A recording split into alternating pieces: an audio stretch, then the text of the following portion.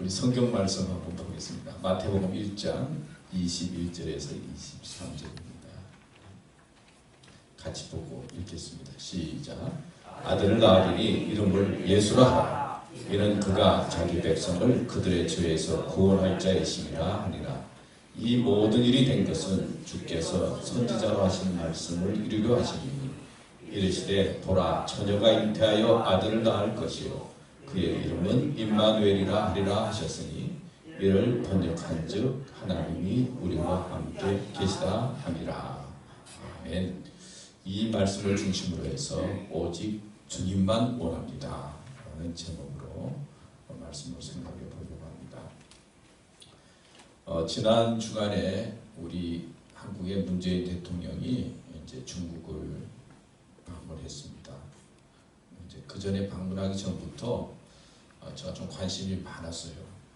사실은 지금 한국의 상황이 참 위기적이고 또 북핵으로 말미암아 전쟁에 대한 소식도 들려지고 또 나라가 어렵다는 그런 때에 이 대통령이 이제 중국을 방문하게 되었는데 어떻게 그 어려운 문제들을 풀어나갈 수 있을까 그런 생각을 하면서 제가 유심히 보도를 보고 신문을 보게 되었습니다. 아마 뭐 누구든지 우리 한국 사람이 관심을 가졌을 거죠. 또 중국의 도움이 필요하기도 하고 중국의 역할이 참 중요하잖아요.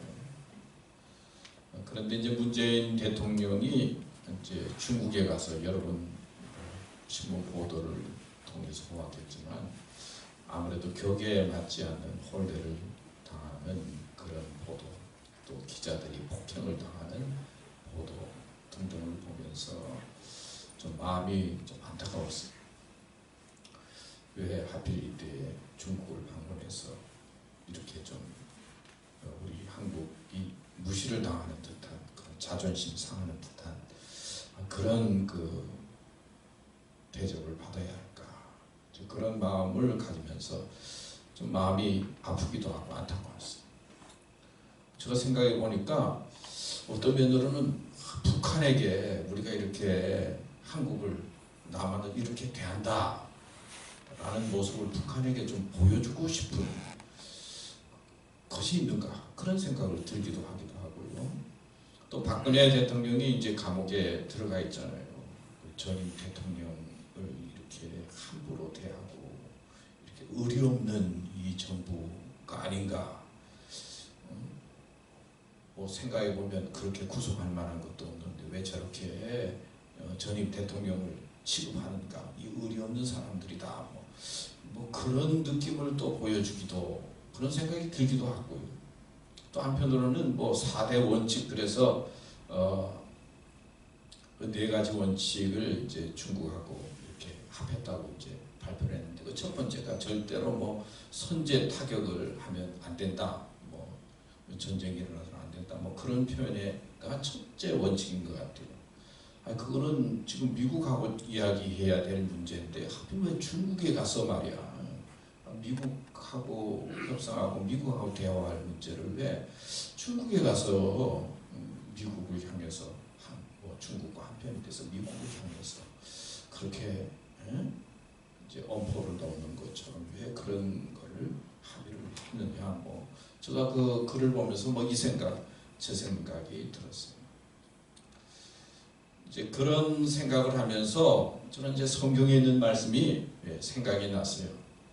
우리 성경 잘 보고 엘리야 선지자가 열왕기상 18장 21절에 이런 말을 했습니다. 엘리야가 모든 백성에게 가까이 나아가 이르되 너희가 어느 때까지 둘 사이에서 머뭇머뭇하려느냐. 여호와가 만일 하나님이면 그를 따르고 바알이 만일 하나님이면 그를 따를지니라 하니 백성이 말 한마디도 대답하지 아니하는지라. 여기 보면 어느 때까지 둘 사이에서 머뭇머뭇하느냐 그런 말이 있어요. 제가 보기에는 우리나라가 이 둘 사이에서 머뭇머뭇하는 것처럼 보여요. 사실 미국하고 우방인데 미국의 눈치도 보고 또 중국의 눈치도 보면서 둘 사이에서 여기 붙었다 저기 붙었다 하는 어떤 기회주의적인 모습을 제가 보는 거예요. 사실 어려울 때, 위기 때에는 내가 어느 편인지 확실하게 서야 참 되는 거거든요. 어려울 때, 힘들 때일수록 이것도 아니고 저것도 아니고 그러면은 이쪽도 아니고 저쪽도 아닌 아주 중간에 서서 이게 아무것도 아니란 말이에요. 어려울 때는, 힘들 때는 내가 어느 편에 섰느냐라고 하는 것을 확실히 보여줘야 되고 확실하게 편에 서야 무엇인가 일을 해결해 나가는데 힘이 있는데 그렇지 못하는 그 한국 상황의 모습을 보면서 참 안타까웠어요. 엘리야는 혼자였습니다. 그리고 바알 선지자 450명과 이제 갈멜산에서 누가 참신인가라고 하는 문제를 가지고 이제 경쟁을 해야 될 그런 때였어요. 그런데 엘리야는 혼자였지만은 자신만만했어요. 하나님이 나와 함께 하신다, 하나님이 계신다라고 하는 자신감과 자존감을 가지고 있었어요. 그런데 백성들은 하나님을 안 믿는 게 아니에요. 하나님을 믿는데 보니까 뭐 궁정에서 바알신도 섬기고 이것도 섬기니까 하나님을 믿지만 하나님만 가지고는 좀 뭐 불안해가지고는 바알신도 섬기고 왔다 갔다 하는 거예요. 그러니까 엘리야가 강력하게 외치잖아요. 왜 둘 사이에서 머뭇머뭇하느냐? 하나님이 참신이면 하나님을 선택하고 아니면 뭐 바알을 선택하든지 그런 말씀을 하고 있는 것이 본문에 있는 말씀입니다. 사실 한국의 최근의 역사를 볼 때 한국이 어느 편에 서야 될까를 확실히 알잖아요. 그리고 어느 편에 서서 도움을 받아서 문제를 해결해야 될 것인가 하는 것을 알면서도 기회주의적으로 왔다 갔다 하는 모습을 보면서 안타까움을 느끼고 또 우리들도 우리의 믿음을 생각해 보면 어렵고 힘든 상황일수록 하나님을 더 믿고 의지해야 될 텐데 하나님을 믿는 것 같으면서도 현실과 타협하고 세상과 타협하면서 언제나 혼돈과 의심 속에서 왔다 갔다 하는 그런 신앙의 길을 가는 우리의 모습과 믿음의 모습들을 볼 수 있게 되는 것입니다. 여러분들은 어떻습니까? 머뭇머뭇하면서 신앙생활을 하고 있지는 않습니까? 하나님도 믿어야 되고 또 어떤 때는 또 이것 도움도 받아야 되고 사실 어려울 때는 힘들 때는 하나님의 편을 선택하고 믿음의 길을 가야 된다 하는 말씀을 오늘 성경에서 배울 수가 있는 것이죠. 성탄절은 뭐 예수님의 생일을 축하하는 거 아닙니까? 뭐 예수님의 생일이 정확하게 언제인지는 몰라요. 날을 정해서 12월 25일 날을 정해서 예수님의 생일날 성탄절, 메리 크리스마스를 정해서 이제 축제적으로 보내는 것이죠. 근데 이 성탄절이 이제 예수 믿는 사람, 기독교만의 축제가 아니라 뭐 전 세계의 축제가 돼서 저는 참 좋아요. 일단 공휴일이라서 좋고 또 뭐 그런 기회를 통해서 사람들이 모여서 뭐 그래도 좀 맛있는 것도 해 먹고 같이 즐겁게 선물도 나누고 이렇게 추리도 만들고 또 산타크로스 할아버지 기다리면서 무슨 선물을 받을까 그런 마음을 갖는 것도 좋고 좋긴 좋아요. 그래서 예수 믿는 믿음의 귀한 성탄절이지만은 전 세계의 축제일로 보내는 게 뭐 저는 좋아요. 그런데 성탄절의 핵심은 뭡니까? 예수 그리스도이잖아요. 예수 그리스도가 중심이 되어져서 성탄절을 보내야 되는데 세계인의 축제가 되니까 뭐예요?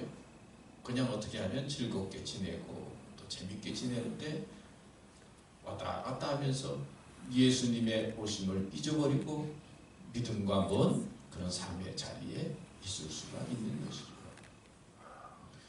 또 메리 크리스마스, 즐거운 크리스마스이기도 하지만 또 다른 면으로 생각해 보면 예수님 오셔서 우리 믿음의 사람이 기뻐하고 축제일로 보내지만은 도련히 메리 크리스마스가 또 슬프게 마음속에 다가오는 사람도 있을 것입니다.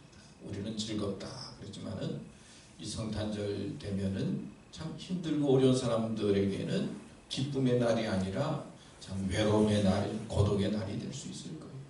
가정에 문제가 있는 사람이라든지 혼자 있는 고독한 사람이라든지 12월달 페이먼트를 내야 되는데 아무리 계산을 해도 페이먼트가 들어오지 제대로 안 돼가지고 돈이 모자르는 사람이라든지 또 병에 걸려서 병상에 있는 사람이라든지 알게 모르게 또 뭐 부부 싸움을 해가지고 그냥 마음이 허전하다든지 뭐 등등 다른 사람들은 즐겁게 징글벨 징글벨 노래가 불려지지만은 한편으로는 그 징글벨 소리가 고독의 소리, 마음의 아픔의 소리로 들려지는 사람들이 있는 것이죠. 어떤 의미에서 기독교인들은 혼자 즐거워하는 것이 아니라 예수님의 정신을 생각해 보면 가장 기쁜 때에 가장 외롭고 어려운 사람들을 생각하고 그들에게 조금이라도 마음을 주는 삶을 살아가는 것이 기독교인의 정신이 아닌가 생각해 볼 수가 있습니다. 제가 이제 그런 설교 말씀을 준비하면서 말씀을 생각하면서 저 자신을 잠깐 돌아봤어요. 근데 목회자가 그런 것 같아요. 설교나 말씀을 전할 때 뭐 어려운 이웃을 도와야 된다는 표현의 말을 이제 설교를 통해서 생각해야 된다는 말을 많이 하는데 실제적으로 목회자의 삶이 다른 목회자들도 마찬가지 삶이 다 빠듯하게 살잖아요. 다 그냥 빠듯하게 사니까 설교는 그렇게 하지만은 마음의 여유를 가지고 다른 사람들을 돕는데 제대로 감당하지 못하는 것이 목회자의 길이 아니었는가 또 제 자신의 길이 아니었는가 그런 생각을 언뜻 해봤어요. 가장 다른 사람을 생각하고 다른 사람의 어려운 처지와 환경에 대해서 이야기하면서 다른 사람에 대해서 참 외면하기 쉬운 것이 참 또 소리하기 쉬운 것이 목회자의 길이 아니었는가 그런 생각을 하면서 제가 마음속에 좀 도전을 받았어요. 또 한편으로 좀 위로가 되는 것은 또 제가 대학생들과 젊은이들을 위해서 그냥 한 10여 년 동안 보냈죠. 그래도 하나님께서 이 정도 했으니까 좀 봐주지 않겠는가 그런 생각을 하면서 제가 마음속에 위로를 받았어요. 자, 어려운 사람들을 생각한다. 또 뭐 성탄의 계절에 가족들이 모여서 축하한다. 뭐 그런 거 다 좋은지만은 가장 중요한 것은 성탄절의 핵심은 누구예요? 예수님이죠. 예수님과 나와 어떤 관계에 있는가? 예수님은 누구인가? 오늘 동영상 통해서 본 것처럼 예수님은 누구인가? 예수님은 어떤 관계에 있는가? 흔히 사업하는 사람들이 그런 말을 하잖아요. 동업하지 말라고. 절대로 동업하지 말고 혼자서 알아서 해야지. 동업했다가는 참 힘들다고. 그래서 동업해가지고 깨져서 상처받고 뭐 가족, 친척과 뭘 같이 하다가 그거 가지고 싸우고 다퉈가지고 상처받는 사람들이 많이 있잖아요. 자, 예수님이 누군가라고 할 때, 자, 예수님과 나와 함께하는 어떤 좋은 관계를 맺어야 되는데, 자, 예수님과의 관계를 맺을 때, 예수님이 어떤 분인가라고 하는 사실을 잘 알아야 그래도 예수님과 함께하지. 예수님이 어떤 분인지 잘 모르면은 어떻게 기다릴 수가 있고 그 예수님을 믿는 믿음이 기쁨이 될 수가 있겠어요. 그런 의미에서 오늘 예수님이 누군가 이게 중요하죠. 첫째는 예수님은 그리스도다. 예수님은 그리스도다. 우리가 잘 아는 말씀. 메시아, 구원자라고 하는 의미가 있습니다. 그리스도라고 하는 말은 메시아라는 것이죠. 여러분 잘 아는 말씀이죠. 또 다른 말로 하면 메시아는 우리를 구원하기 위해서 오신 분이다. 구원자다. 그런 말씀이에요. 이스라엘 백성들은 오래전부터 이 로마나 어려움에서 해방될 메시아를 기다렸죠. 그런데 그들이 기다리던 메시아는 로마의 압제에서 해방되고 어려움에서 해결해 줄 메시아이기 때문에 어떤 왕처럼 권력이 있는 자처럼 아주 높은 자로 쉽게 말하면 백마 타고 오는 어떤 그런 위대한 분으로 생각하면서 메시아를 기다렸어요. 왜 로마를 쳐부수고 자기 나라를 구원해 줄 그런 메시아를 기다렸기 때문에 당연히 그렇게 생각을 했어요. 그런데 메시아로 오신 예수님은 어떻게 오셨어요? 아기로 오셨고 말구이에 탄생하셨고 그리고 목수 집안에 자란 가난한 청년이었어요. 자기들이 생각한 메시아가 아니었어요. 근데 성경에 보면 예수님은 로마나 어떤 현실의 문제를 해결해 주실 메시아로 오신 것이 아니라 뭘 해결해 주시기 위해서 오셨어요? 우리의 죄 문제를 해결해 주시기 위해서 오셨어요. 죄의 싹은 뭐예요? 죽음이죠. 죄와 죽음의 문제를 해결해 주시기 위해서 오셨어요. 그래서 이름을 예수로 하라. 이는 그가 자기 백성을 그들의 죄에서 구원할 자이십니다. 우리 죄와 죽음의 문제를 해결해 주실 분으로 예수님께서 오셨다. 가난한 모습으로, 아기의 모습으로, 순진한 모습으로 예수님께서는 우리의 죄와 죽음의 문제를 해결해 주시기 위해서 오신 구원자다 하는 말씀입니다. 여러분, 누가 우리 죄의 문제를 해결해 줄 수가 있어요? 누가 우리의 죽음의 문제를 해결해 줄 수가 있겠습니까? 예수 그리스도만이 우리의 죄와 죽음의 문제를 해결해 줄 수가 있어요. 오늘 말씀에 보면요, 여기 보면 이름을 예수로 하라 그랬어요. 이름을 예수로 하라. 근데 예수님의 이름은요, 파워가 있어요. 능력이 있어요. 우리 기독교 역사에 보면 참 위대한 인물들이 많이 있죠. 뭐 성 프란시스라든지 성 어거스틴이라든지, 뭐 한국에 보면 주기철 목사님, 손영원 목사님, 지금도 뭐 많은 훌륭하신 분들이 많이 있겠죠. 근데 우리 기독교 역사에 그 훌륭한 사람의 이름이 능력이 있다든지 파워가 있는 것이 아니에요. 사람들에게 좋은 영향을 주셨지만은 그 이름은 그냥 그 이름이에요. 그런데 성경에 나오는 예수라고 하는 이름은 파워가 있어요. 많은 사람들이 순교를 하고 그리고 귀한 하나님을 위해서 헌신하는데 예수님 이름, 그 이름 때문에, 예수라고 하는 이름 때문에 순교하고 죽는 거예요. 그러니까 주의 이름을 부르는 자는 어떻게 한다고요? 구원을 얻으리라 그러죠. 가장 귀한 그 이름 예수, 그죠? 가장 귀한 그 이름 예수. 예수는 뭐지?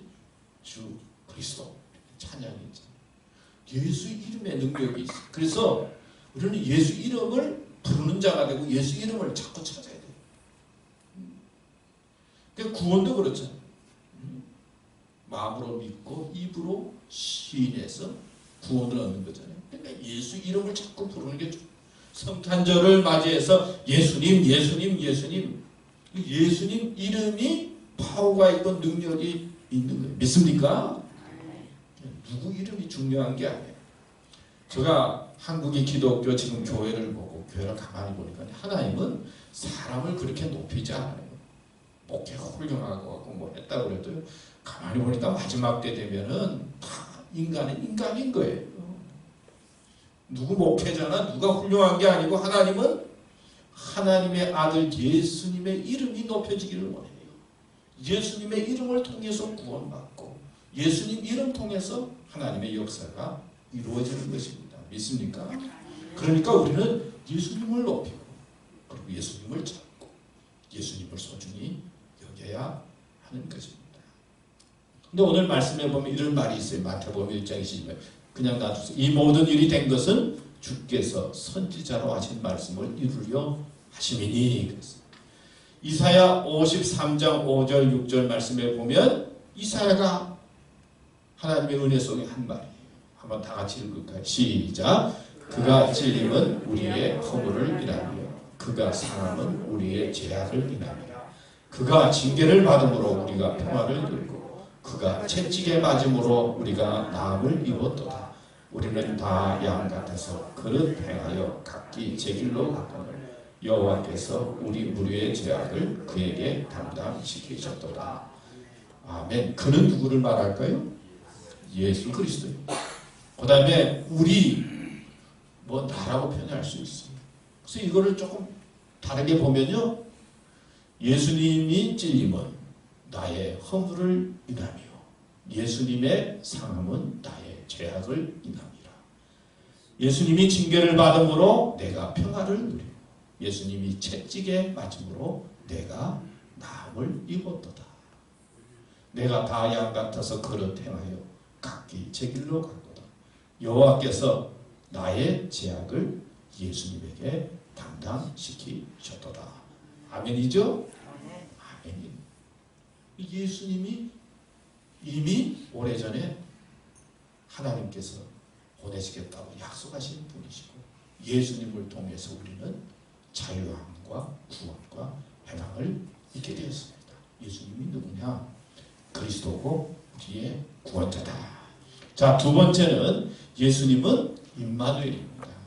보라, 처녀가 잉태하여 아들을 낳을 것이요 그 이름은 임마누엘이라 하셨으니 이를 번역한즉 하나님이 나와 함께 계시다 함이라.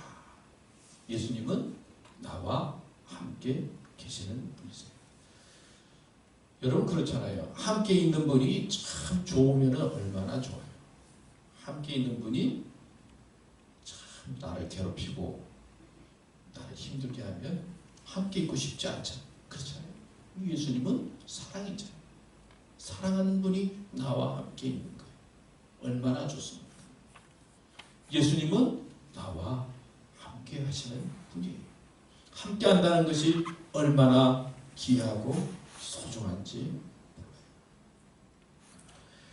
우리가 출애굽기의 말씀이 구원의 책이라고 해요.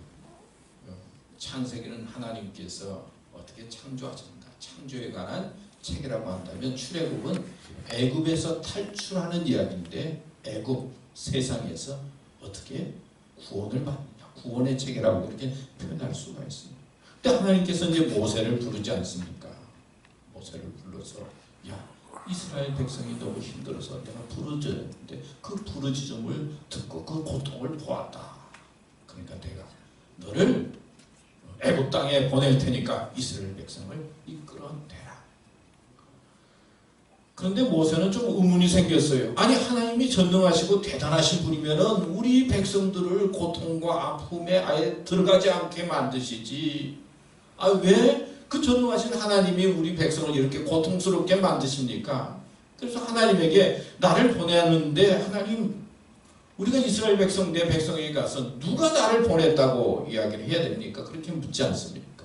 하나님 이름이 뭡니까? 그러니까 하나님 뭐라고 그랬어요? 나는 여호와라. 또 다른 말로 표현하면 나는 스스로 있는 자다. 이 말씀을 하세요. 그리고 이 말씀 스스로 있다라고 하는 이 말씀 속에는 하나님께서는 이스라엘 백성을 외면하지 않고 그리고 바라보고 계시고 도와주시는 하나님이다 하는 뜻도 포함되어 있어요. 하나님께서는 이스라엘 백성의 아픔과 부러짐과 고난을 아시고 모세를 보내신다는 거예요. 그러니까 하나님은 우리의 삶을 외면하시는 분이 아니라 우리를 바라보시고 그리고 우리의 아픔과 어려움을 도와주시는 분이시다. 어떤 농부가 예수 믿지 말아야 되는 그런 환경 속에서 예수님을 믿게 됐어요. 그런데 그 나라 법에 의해서 이제 죽임을 당하게 사형을 당하게 됐어요. 지금도 보니까요 사우디나 뭐 중동에서는요 예수 믿으면은 이게 보통 일이 아니에요. 믿으면은 사형도 당하고 또 예수 믿는 사람하고 결혼하면 뭐 보통 일이 아니에요. 그래서 중동이라고 하는 나라가 나는 모슬림에 대해서 뭐 그렇게 부정적으로 생각하지 않았는데 가만히 그 글을 읽어보니까 이 나라들이 지금 보통 나라들이 아니에요. 사실은 예수 믿는다라고 하는 것만 알게 되면 이제 잡혀가고 또 뭐 불이익을 당하고 또 예수 믿는 사람하고 결혼하면 안 돼요. 근데 이 농부가 예수 믿고는 그것 때문에 잡혀서 이제 다른 사람들의 조소와 희롱, 치욕을 당하면서 죽었어요. 어느 목사님이 이 모습을 보면서 하나님 살아계시고 하나님이 있다면 어떻게 저렇게 예수 믿는 사람이 조롱을 당하고 치욕을 당하고 죽을 수밖에 없습니까? 하나님이 계시면 도와주셔야지 왜 죽습니까? 근데 하나님께서 그 목사님 마음속에 이런 생각을 갖게 해요. 내가 외면하는 것이 아니고 멀리서 바라보는 것이 아니라 그 죽음의 현장 속에 내가 너와 함께했다. 그 죽음과 함께했다. 걱정하지 마라. 내가 너와 함께한다. 하는 말씀. 하셨다고. 여러분, 예수님은 우리와 함께 계시는 분이죠. 여러분, 결혼할 때 그렇잖아요. 좋으면 어떻게 해요? 결혼하기 전에. 좋으면 자꾸 같이 있고 싶더라고. 미워지면 자꾸 도망가고 싶고. 이 사람이 그렇잖아요. 이 사랑이 같이 있고 싶은 거예요. 왜 결혼하느냐? 어떤 사람은 같이 있고 싶어서 결혼한다고 그러더라고요. 예수님은 사랑의 극치이기 때문에 하나님은 사랑이라고 그 사랑의 극치로 예수님을 이 세상에 보내시고 그리고 우리의 죄와 죽음의 문제를 해결하기 위해서 십자가에 달리시고 그리고 부활하셨잖아요. 그 사랑의 극치이기 때문에 그 하나님의 마음은 우리와 함께하고 싶은 거예요. 함께하고 싶은 거예요. 제가 좋아하는 찬송가가 있는데 그 가사를 보면 그래요. 495장 찬송인데요. 내 영혼이 은총이고 중한 죄짐 벗고 슬픔 많은 이 세상도 천국으로 화도다.